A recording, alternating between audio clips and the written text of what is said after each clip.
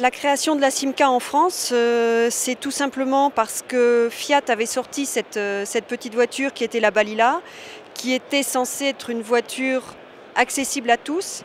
Or, à l'époque, comme plus tard d'ailleurs, il y avait des droits de douane qui étaient extrêmement élevés lorsqu'on voulait importer en France une voiture fabriquée à l'étranger, donc typiquement en Italie. Et en fait, M. Pigozzi, qui était à l'époque importateur Fiat, a eu l'idée de commencer à fabriquer la voiture en France pour, entre autres, contourner les droits de douane et puis aussi, je suppose, pour pouvoir en vendre plus avec une image de voiture française. Donc il a récupéré la licence et il a commencé la fabrication, c'était sous le nom de la SAFAF. Et en fait, il n'existait pas d'usine, puisque lui, c'était seulement un importateur à l'époque. Donc la fabrication des voitures était répartie dans un certain nombre d'ateliers, donc la mécanique d'un côté, les carrosseries de l'autre. Donc il confiait en particulier à Kelch, qui était un carrossier connu à l'époque, il a confié la plupart des carrosseries. Ce qui fait d'ailleurs que dès le début, les carrosseries sont différenciées des modèles italiens. C'était des carrosseries typiquement françaises. Comme la voiture s'est bien vendue, au fur et à mesure, l'ampleur de la SAFAF a augmenté jusqu'à ce qu'ils se trouvent contraints, à mon avis ils étaient très contents, d'être obligés d'acheter une usine et ils ont racheté les usines d'Aunay pour enfin disposer d'une surface de production du modèle. Donc ils ont continué ils ont aménagé au fur et à mesure ces usines et en parallèle ils ont sorti également la Simca 5, toujours suivant la même chose, récupération de toute la conception Fiat mais fabrication en France. Et jusqu'en 37 ou 37, ces modèles ont été abandonnés au profit donc de la Simca 5 qui avait pris sa place et de la Simca 8. Alors les carrosseries sont relativement différentes parce que typiquement nous avons derrière nous un cabriolet. Ici, le cabriolet n'existe pas en Italie, au catalogue. Il existait ce qu'ils appelaient un torpedo, qui était une voiture découvrable 4 places, mais il n'existait pas de cabriolet.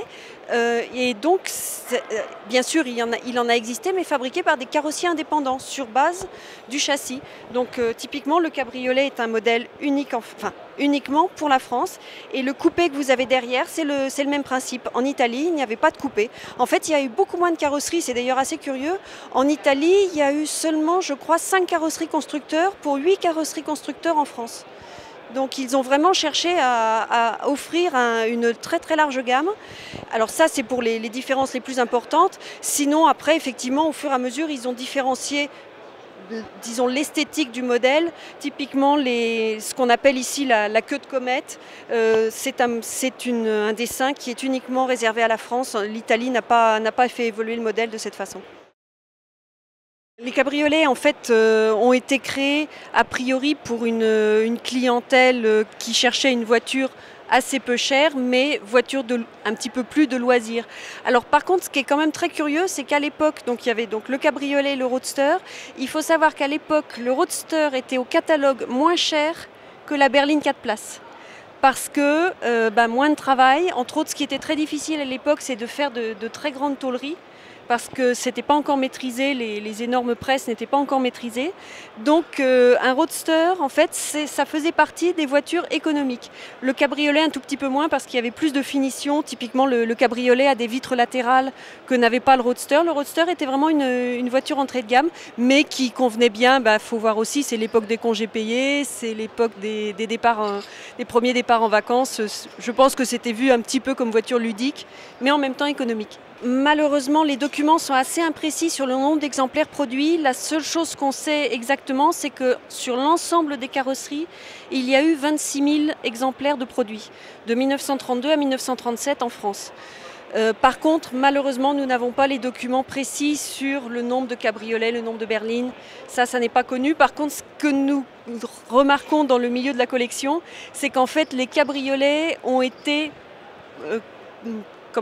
plus conservés parce qu'en fait nous arrivons à un nombre de cabriolets et de roadsters qui est quasiment équivalent au nombre de berlines qui elles à la fin de la guerre ou après la guerre ont été usés et puis abandonnés, alors que les cabriolets qui avaient un petit côté sympathique ont plus été conservés. Donc proportionnellement maintenant en fait on trouve plus de carrosseries découvrables. La Balilla, toute la base mécanique est la même, quelle que soit la carrosserie. Par contre, il y a quand même une différence, mais qui elle était sur l'ensemble de la gamme, c'est que lorsque le modèle a été créé en 1932, c'était une 3 vitesses. Ensuite, pour des problèmes de performance, ils ont passé en boîte 4 vitesses, ce qui est quand même pas mal parce qu'en 1935, c'était déjà une boîte 4. Elle avait aussi d'autres innovations technologiques. Elle avait un freinage hydraulique, ce qui était bien pour l'époque. Elle était déjà en batterie 12 volts. Quand on voit que certaines voitures, jusque dans les années 50, étaient encore en 6 volts, non, là c'était déjà une 12 volts en avant-guerre. Donc de ce côté-là, c'était des voitures qui étaient et qui sont encore relativement faciles à conduire, avec la boîte de vitesse qui avait déjà les vitesses synchronisées sur 3 et 4. Enfin, c'est vraiment une voiture qui est agréable. Pourquoi est-ce qu'ils ont fait ça?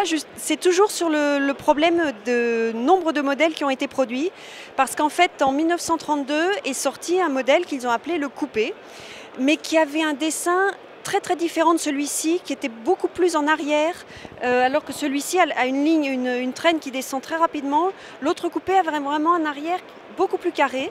Et au moment où ils ont dessiné ce modèle-là, l'autre coupé était toujours en vente. Donc il a fallu trouver un deuxième nom commercial. Et qu'est-ce qu'ils ont pris? Ces faux cabriolets, qui effectivement, vu que l'arrière est très arrondi, on peut dire que en fait c'est seulement vraiment un problème de catalogue et de dénomination commerciale. Celle-ci a encore un macaron Fiat sur la calandre, parce qu'au moment où la SAFAF a fabriqué ces voitures, c'était des voitures qu'il a homologuées en tant que voiture Fiat. Et à la création de la Simca, le service des mines lui a imposé de repasser les homologations de tous les modèles et de changer la dénomination commerciale. Et donc les voitures sont devenues ce qui s'est appelé les Simca Fiat.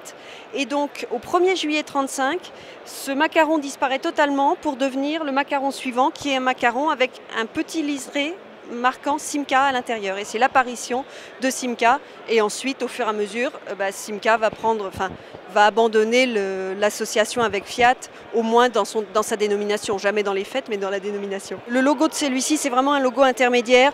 Il a duré 6-8 mois et ils sont passés à un logo où on voyait beaucoup plus le mot Simca, qui commençait à être bien mis en avant par rapport au mot Fiat.